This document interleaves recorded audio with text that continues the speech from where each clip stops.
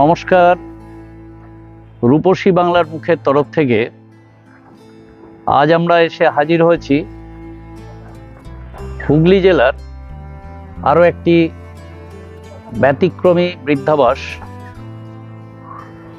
হুগলি আরোগ্য দ্বারা পরিচালিত গুরুকুঞ্জে। এই বৃদ্ধাবাসটি ব্যতিক্রমী এই কারণেই বললাম যে এই বৃদ্ধাবাসে সম্পূর্ণ নিখরচায়, বিনা পয়সায় যদি বলেন, বা একটি চ্যারিটেবল মানসিকতা নিয়ে, অর্থাৎ সেবার মানসিকতা নিয়ে এখানে এই চুঁচুড়া আরোগ্যের বা তাদের দ্বারা পরিচালিত যে গুরুকুঞ্জের যিনি কর্ণধার ইন্দ্রজিৎ বাবু, তার দ্বারা পরিচালিত এই বৃদ্ধাবাস আজ আপনাদের আমরা ঘুরে ঘুরে দেখাবো। আমাদের রূপসী বাংলার মুখের তরফ থেকে আমরা বিভিন্ন যে বৃদ্ধাবাসগুলো আছে সেই বৃদ্ধাবাসগুলো ঘুরছি, খানিকটা নিজেদের মানসিক তাগিদে বলতে পারেন, যে সেখানে যারা আছেন, যারা থাকেন, সমাজের বিভিন্ন স্তর থেকে যে সমস্ত মানুষজন ঘটনাক্রমে বৃদ্ধাবাসে থাকেন, সেই জায়গাগুলোতে তারা কিভাবে থাকেন, তাদের বেসিক যে রিকোয়ারমেন্ট তারা সেগুলো সেখান থেকে পেয়ে থাকেন কিনা, এই সমস্তগুলোই মূলত আমাদের রূপসী বাংলার মুখের তরফ থেকে আমরা পরিভ্রমণ করি এবং আপনাদের সামনে তুলে ধরি। কোনো রকম কোনো ব্যবসায়িক উদ্দেশ্যে আমরা আমাদের যে এই যে পরিভ্রমণ যেগুলো আপনাদের সামনে আমরা প্রচার করি সেগুলো কিন্তু নয়। আজকে রূপসী বাংলার মুখের তরফ থেকে আজকে আমাদের যিনি ভ্রমণ সঙ্গী হয়েছেন শ্রী সুবীর গুহ, তিনি একাধারে আমার সহকর্মী এবং তার মাধ্যমেই আমরা এই গুরুকুঞ্জের সন্ধান পেয়েছিলাম এবং তার বাড়ির আশেপাশে এই গুরুকুঞ্জ। এই সুবীর বাবু নিজেও কিন্তু বিভিন্ন এই ধরনের চ্যারিটেবল কাজের সাথে বিভিন্ন সময়ে বিভিন্নভাবে যুক্ত থাকেন। তো আজকে আমরা দুজন সহকর্মী, আজকে আমরা রূপসী বাংলার তরফ থেকে আমরা পরিভ্রমণ করছি চুঁচুড়া আরোগ্য গুরুকুঞ্জ। চলুন আমরা ঘুরে ঘুরে সেগুলো আপনাদের দেখাই। মূল রাস্তা থেকে গলির ভেতরে যখন আপনারা ঢুকবেন, অর্থাৎ এই গুরুকুঞ্জের রাস্তায় ডান দিকে একটা অস্থায়ীভাবে পুরুষদের জন্য একটা যে বৃদ্ধাবাসে থাকার ব্যবস্থা সম্প্রতি চালু করা হয়েছে, সম্পূর্ণটাই অস্থায়ীভাবে করা হয়েছে। আগে এখানে পুরুষদের থাকার কোনো ব্যবস্থা ছিল না। তো এখানে সমস্তটা একটু ডরমেটারি অ্যারেঞ্জমেন্ট করা হয়েছে। প্রথমত এই বৃদ্ধাবাসে যারা থাকেন তাদের সম্পূর্ণ বিনা পয়সাতেই এই বৃদ্ধাবাসে পরিষেবা দেওয়া হয়ে থাকে। স্বাভাবিকভাবেই স্বাচ্ছন্দ্য ন্যূনতম ব্যবস্থা রেখে সমস্ত কিছু করা হয়েছে।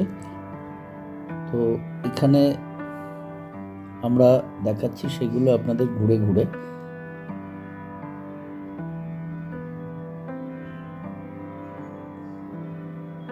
পুরুষ আবাস থেকে খানিকটা এগিয়ে ডান দিকে চুঁচুড়া আরোগ্যের যে অফিস, সেই অফিসটাই বর্তমানে এই গুরুকুঞ্জের মূল প্রবেশদ্বার হিসেবে ব্যবহৃত হচ্ছে। তার কারণ সাইডের যে রাস্তাটা দেখছেন বাম পার্শ্বে ঢুকতে, ওই দিকেই মূলত এই গুরুকুঞ্জে প্রবেশ করা হয়, কিন্তু সেখানে বর্তমানে কিছু সংস্কার বা এক্সটেনশন চলছে, যার ফলে এই যে মূল যে চুঁচুড়া আরোগ্যের যে সেমিনার হল, সেই সেমিনার হলটি বর্তমানে প্রবেশদ্বার হিসাবে ব্যবহার হচ্ছে। এখানে এই গুরুকুঞ্জের মূলত এই জায়গাটি কনফারেন্স রুম হিসাবে ব্যবহৃত হয়। আমরা ধীরে ধীরে সেই কনফারেন্স রুমের ভেতর দিয়ে ওপরে উঠছি। বিবেকানন্দের জন্মদিন উপলক্ষে এই গুরুকুঞ্জের যারা কর্তৃপক্ষ বা আবাসিক আছেন তারা আগামীকাল একটি অনুষ্ঠান করবেন, সেই জন্য খানিকটা অগোছালো সাজানো গোছানো চলছে। এটি প্রার্থনা সভা হিসাবে ব্যবহৃত হয়।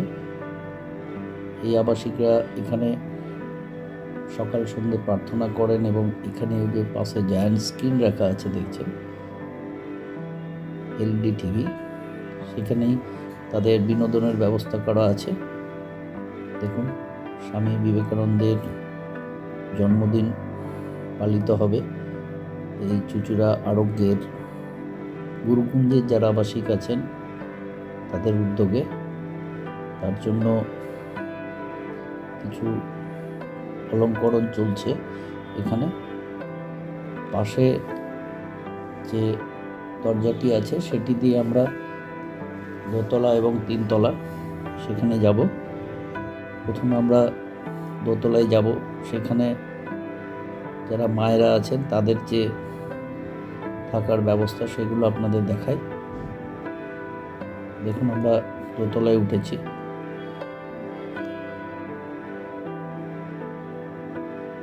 এই বাঁদিকে একটা রুম আছে, আগেই বলেছি সবই ডরমেটারি অ্যারেঞ্জমেন্ট আছে। এখানে মায়েরা থাকেন। এই একটা রুম,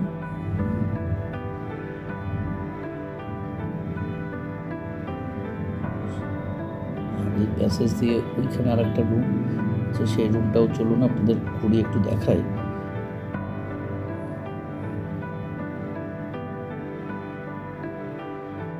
এদিকে আর একটা রুম আছে। কিছু কিছু বেডে আবাসিক আছেন এখনো। এটা দোতলার অ্যারেঞ্জমেন্ট।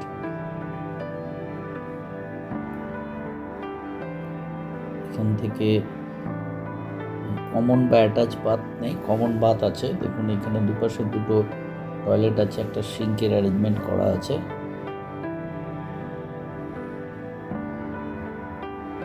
এই গুরুকুঞ্জের যে অ্যাচিভমেন্টস, সেই অ্যাচিভমেন্টসগুলো এখানে সাজিয়ে রাখা আছে। যতটা সম্ভব পরিষ্কার পরিচ্ছন্নভাবে রেখে এই আবাসিকদের স্বাচ্ছন্দ্যের কথা মাথায় রেখে এটি মেনটেন হয়ে থাকে। আর এবার আমরা যদি তিনতলায় উঠি, দেখি সেখানেও একই রকম ব্যবস্থায় আছে। আমরা তিনতলায় যাচ্ছি। তিনতলায় উঠলাম, ডান দিকে টয়লেট আছে, সিঙ্ক আছে, একই রকমভাবে তিনতলায় এটা। এখানেও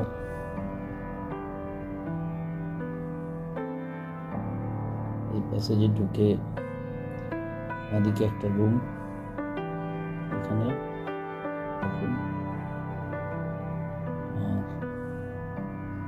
এটা তিনতলা। দোতলায় যেভাবে ছিল তিনতলাতেও একই রকম অ্যারেঞ্জমেন্ট করা আছে।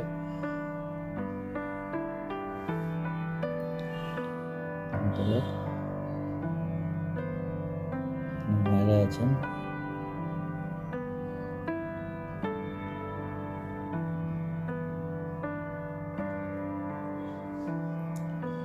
এই পাশের যে জায়গা দেখছেন, এখানেই আরো বিল্ডিং করে এটিকে আরো বৃহৎ আয়তনের করার চেষ্টা চলছে। সবটাই আপনাদের আমরা ঘুরে ঘুরে দেখাচ্ছি। আমরা চুঁচুড়া আরোগ্য, আমরা দীর্ঘ 2010 সাল থেকেই আমরা কাজ করছি। বিভিন্ন ক্ষেত্রেই কাজ আমাদের, বন্যার ত্রাণ বলুন, আর কি কোভিড বলুন, রাস্তাঘাটে পড়ে থাকা মানুষজন বলুন, ফেলে রাখা মানুষজন বলুন, দুস্থ ছাত্রছাত্রীদের কম্পিউটার প্রশিক্ষণ থেকে শুরু করে বিভিন্ন সেক্টরের কাজ আমরা করে আসছি। বছর দেড়েক আগে আমাদের জেলা প্রশাসনের লিখিত চিঠির অনুরোধেই আমরা শুরু করি পার্মানেন্টলি ভাবে আবাসিকদের রাখার, এই সমস্ত অসহায় মানুষদের রাখার ব্যবস্থা করার। আমরা 2016-17 সাল থেকে এরকম হারিয়ে যাওয়া, বাড়ি থেকে ছেড়ে দিয়ে চলে গেছে এরকম মানুষদের আমরা আর কি উদ্ধার করে নিয়ে এসে হাসপাতালে যাদের প্রয়োজন চিকিৎসা করিয়ে তাদের বাড়ির ঠিকানা জোগাড় করে প্রশাসনের সহযোগিতায় আমরা তাদের বাড়ি পাঠিয়েছি। আমরা 1.5 বছর আগে থেকে প্রশাসনের চিঠিতে আমরা পার্মানেন্টলি ভাবে চুঁচুড়া আরোগ্যরই একটা আলাদা পার্ট দেওয়া হয়েছে, গুরুকুঞ্জ নাম। সেখানে আমাদের আবাসিকদের রাখা হয়। আবাসিক বলতে কারা? যাদের কেউ নেই, কিছু নেই, যাদের ফেলে রেখে যায় বাড়ির লোকরা, যাদের হাসপাতালে ফেলে রেখে চলে গেছে। এরকম কেস আমাদের কাছে আছে, 11 বছর আগে হাসপাতালে ফেলে রেখে গেছে, 3 বছর আগে হাসপাতালে ফেলে রেখে গেছে, নেয়নি। সেসব ডকুমেন্টস চিঠির মাধ্যমে, প্রশাসনিক চিঠির মাধ্যমেই এই সমস্ত মানুষদের আমরা রাখতে শুরু করি, সম্পূর্ণ আমাদের সংস্থার খরচায়। এতে কোনো পয়সা, 10 পয়সাও কারো কোনো লাগে না। আর ম্যাক্সিমামটাই আমাদের প্রশাসনের চিঠির পরিপ্রেক্ষিতেই রাখা হয়। কেউ আসলো আমরা রেখে দিলাম ওরকম না, আমাদের ইনকোয়ারি হয়, দেখা যায় যে প্রকৃত যাদের কেউ নেই, কিছু নেই, সেই সমস্ত মানুষদেরই আমাদের এখানে আশ্রয় দেওয়া হয়। এখন আমাদের এখানে 37 জন আবাসিক আছেন। তারা আর কি নিশ্চয়ই বলবে তারা কেমন আছে। যেমন বাড়িতে বাবা মা থাকলে যেটুকুন প্রয়োজন চেষ্টা করা হচ্ছে। আমাদের সংস্থার পক্ষ থেকে, চুঁচুড়া আরোগ্যর পক্ষ থেকে আমাদের সদস্যরা, আমাদের বহু শুভাকাঙ্ক্ষী, যাদের আন্তরিক সহযোগিতাতেই এটা চালাতে সক্ষম আমরা হচ্ছি। প্রশাসনিক লেভেলেরও বহু আর কি উচ্চপদস্থ কর্তা ব্যক্তিরাও আসেন, তাদের চিঠির মাধ্যমেও কিছু মানুষ আমাদের এখানে আছেন লিখিত চিঠির অনুযায়ী, অর্ডার অনুযায়ী। শ্রীরামপুর থেকে এসেছি। আমি আমার নানান রকম অশান্তির জন্যে এখানে চলে এসেছি। তবে আমি এখানে এসে খুব ভালো আছি। দাদা ভাই আমাদের এত ভালো, এরকম মানে আমি কোনোদিন এত ভালোবাসা কোনোদিন পাইনি কারোর কাছ থেকে, আমার নিজের পরিবারের কাছ থেকে আমি পাইনি। উনি এত ভালোবাসেন আমাদের। উনি যদি আধখানা বিস্কুট খান, আমাদের আধখানা বিস্কুটই খাওয়ায়। উনি একদিন বলছেন, আমি যদি ডাল ভাত খাই, আপনারাও ডাল ভাত খেতে পাবেন। মানে আমাদের ভীষণ ভালোবাসে, এত ভালোবাসা আমি সত্যি কোনোদিন পাইনি। তার জন্যে ওনার জন্যে আমরা সব সময় প্রার্থনা করি, উনি যেন সর্বদা সব সময় এরকম এগিয়ে যান। উনি এগিয়ে গেলেন আমাদের ভালো রাখবে, আমরাও ভালো থাকবো ওনার জন্যে। আপনার বাড়িতে কেউ আছে? আমার 2 ছেলে আছে, তারা আমাকে দেখে না। আমার স্বামী মারা যায় 23 সালে। তারপর থেকে আমি তারপরে কিছুদিন পর থেকে আমি এইখানে আছি। আমার নাম সবিতা দাস। আমি এসছি শ্যামনগর থেকে। আর কি বলবো, আর আমার এখানে এসে কতদিন আগে এসেছেন? আমি এসছি এই 9 মাস চলছে। 9 মাস চলছে। হ্যাঁ, কারণ মার্চের 5 তারিখে এসেছিলাম। এখানে আসার কারণটা কি আপনার? কারণ আমার একটা ছেলে ছিল 35 বছরের, সে হঠাৎ ক্যান্সারে মারা যায়। স্বামী মারা যায় 10-এ, ছেলে মারা গেল 18-তে। তখন আমার কোনো জায়গায় জায়গা ছিল না, ভাড়া থাকতাম। বাপের বাড়ি থেকে আসতে আমাকে বলেনি, কারণ শ্যামনগরে আমার বাপের বাড়ি। খুব তা আমি বললাম যে না, এর মধ্যে শুনলাম যে ও এখানে একটা করেছে, তাই বললাম না, যেতেই যদি হয়। আমি অনেকে বলছিল ব্যারাকপুরে আছে, আমার বৌদির বোনেরা করেছে এই আশ্রম। আমি বলছি না, আমি কোথাও যাব না, আমি ইন্দ্রজিৎ দত্তের আশ্রমেই যাব। তা আমরা এত ভালো আছি, মানে আমরা কোনোদিন ভগবানকে তো দেখিনি, মানুষ রূপী ভগবানকে আমরা দেখছি। এতটুকু মানে আমরা চা না খেলে সে চা খায় না, আমরা খাবারটা খাবো, নিজেরা লাঞ্চ করব, তবে সে খায়। তারা এরকম জায়গায় আমরা যে আসতে বলছি, নিজেরা ধন্য মনে করছি। আর আমার সত্যি, আমার তো কেউ নেই, একটা ছেলে ছিল মারা গেছে, স্বামী মারা গেছে। ভীষণ ভালো আছি আমরা, মানে কোনো দিকে কোনো ত্রুটি নেই। প্রত্যেক দিনই নিত্য নতুন খাবার দাবার দিচ্ছেন আমাদের, আমাদের পেটের ছেলের থেকেও ছোট, কিন্তু আমরা খুব ভালো আছি, কোনো অবজেকশন এখান থেকে আমরা দিতে পারবো না। কিছু খাওয়ার আগে আগে আমাদের দেবে, তারপর সে নিজে খায়। এত ভালো একটা জায়গায় আসছি, আমি বলে আর কোনোদিন এখান থেকে কোথাও যাবো না, কারণ আমার বাড়ি ছাড়িয়ে আমি বিক্রি করে দিয়ে চলে এসছি, যাবো না। আমি এখানেই, আমি বলে দিয়েছি আমি এখানেই শেষ নিঃশ্বাস ত্যাগ করব। আমার নাম হচ্ছে হরভূষণ মুখার্জি। 84 বছর বয়স। আমার বাড়ি হচ্ছে হুগলি জেলার দিয়াড়া, নসিবপুর পর দিয়াড়া। দিয়াড়াতে আমি থাকতাম। আমার স্ত্রী আজ 3 বছর 5 হলো মারা গেছেন, যার জন্য আমি অনাথ হয়ে গেছি। আমার কেউ নেই, আছে সব কিন্তু কিছুই নেই। আমার নিজের বাড়ি ছিল, ঘর ছিল, দুয়ার ছিল, সব কিছু ছিল। আমার স্ত্রীর ট্রিটমেন্ট জন্য আমি সব নষ্ট করে ফেলেছি এবং আমি একবারে অনাথ হয়ে গেছি। আমি আর কাজ করার ক্ষমতা আমার নেই। আগে একটা আমি ব্রাহ্মণের করে আমি পুজো টুজো করে আমি শিষ্য যজমান করে আমি চালাতাম, কিন্তু এরপরে আর চালাতে পারছি না। নিজে রান্না খাওয়া করা, জোগাড় করা, বাজার ঘাট কিছুই করতে পারছিলাম না। তার জন্য আমি পঞ্চায়েতের কাছে আমি গিয়েছিলাম। সেখান থেকে আমাকে এমএলএ এমপির কাছে আমাকে পাঠিয়েছিল। আমি বিগত কতদিন ধরে আমি ওনার কাছে গেছি। বৃদ্ধ ভাতার জন্য আমি 6 অ্যাপ্লিকেশন করেছিলাম, কিন্তু আমি বৃদ্ধ ভাতা পাইনি। আমি যার জন্য আরো অসুবিধে, আমার অর্থনৈতিক কষ্ট এবং আমার এই যে বেঁচে থাকার যে চাহিদা, যেগুলো প্রয়োজন, সেগুলো আমি কারো কাছ থেকে পাইনি। আমি কোনো রকম পাইনি। আমার কোনো আত্মীয় স্বজন, আমার ছেলে মেয়ে নেই, আমার হয়নি। যার জন্যে আমি ওখানে গেছি। ওনারা আমাকে এক বৃদ্ধাশ্রমে পাঠাবো বলে ঠিক করেছিলেন। তা ওনারা সিঙ্গুর ভিডিও বেসে গিয়ে করে তারপরে ওখান থেকে আমাকে নানা জায়গায় ঘুরিয়েছে, কোথাও ভ্যাকেন্ট পাইনি, কোথাও পাইনি আমি। তারপরে এখানে এসেছি। এখানে এসে আমি এনাদের কাছে এসে করেছি, অ্যাপিল করেছি। ওনারা এক কথাতেই আমাকে জায়গা দিয়েছে, স্থান দিয়েছেন। আমি এখানে এসে অনেক ভালো আছি, অনেক ভালো আছি। আমি খাওয়া দাওয়া, থাকা, ট্রিটমেন্ট, মাঝে মাঝে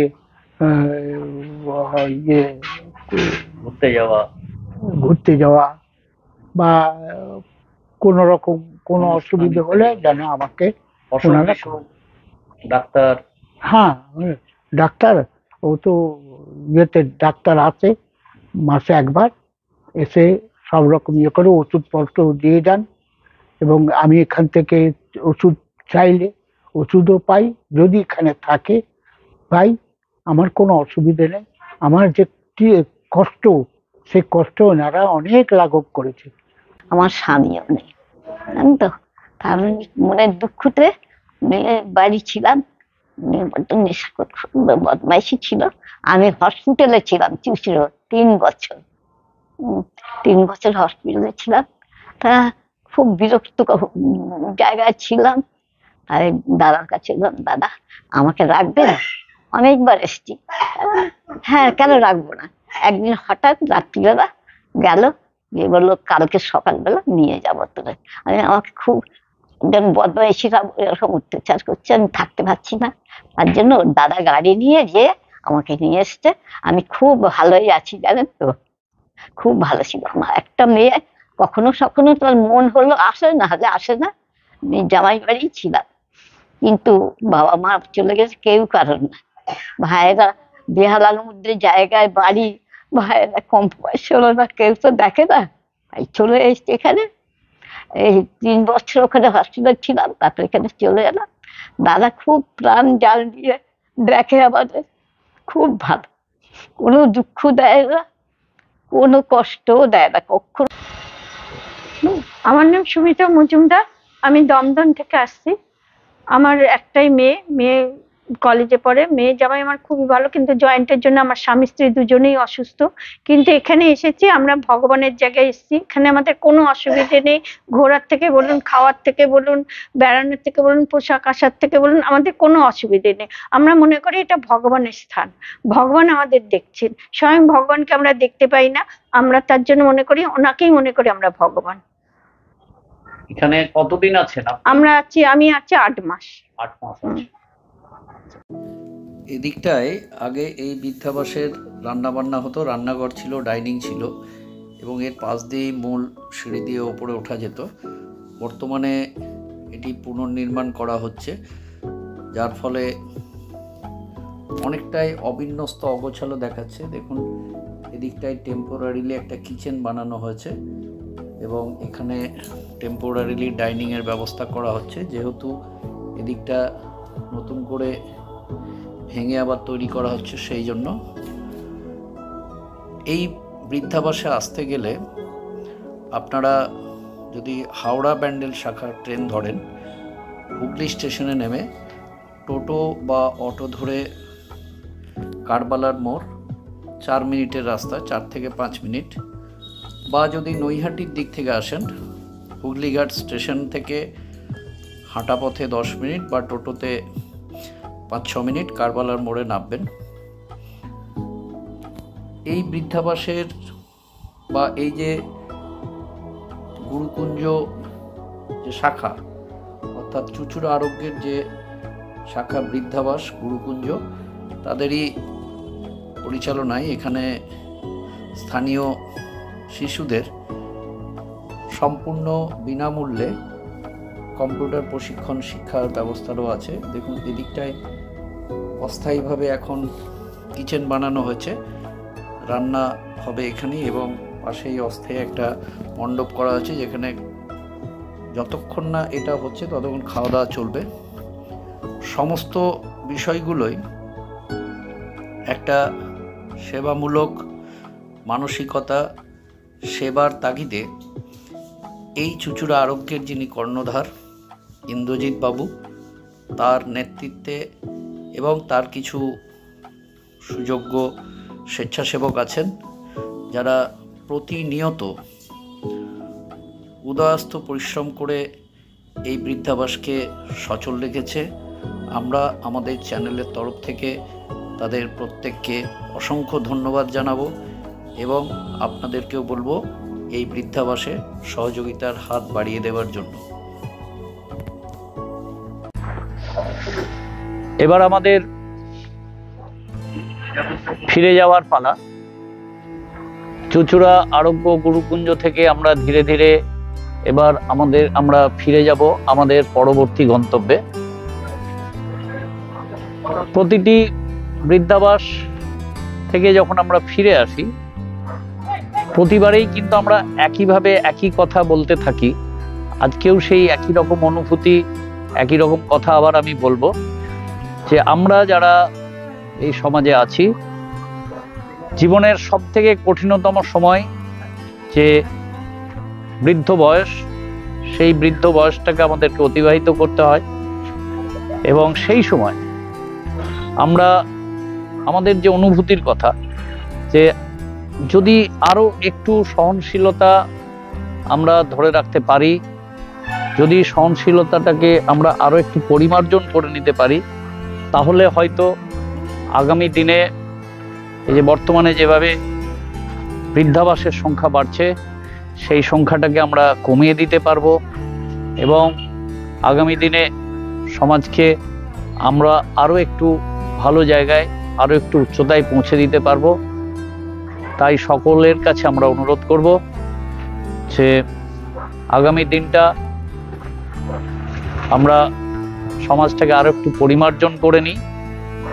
আর আমাদের এই যে উপস্থাপনা, এটা যদি আপনাদের ভালো লেগে থাকে, দয়া করে আমাদের লাইক করবেন, কমেন্ট করবেন, শেয়ার করবেন এবং সাবস্ক্রাইব করবেন। ধন্যবাদ।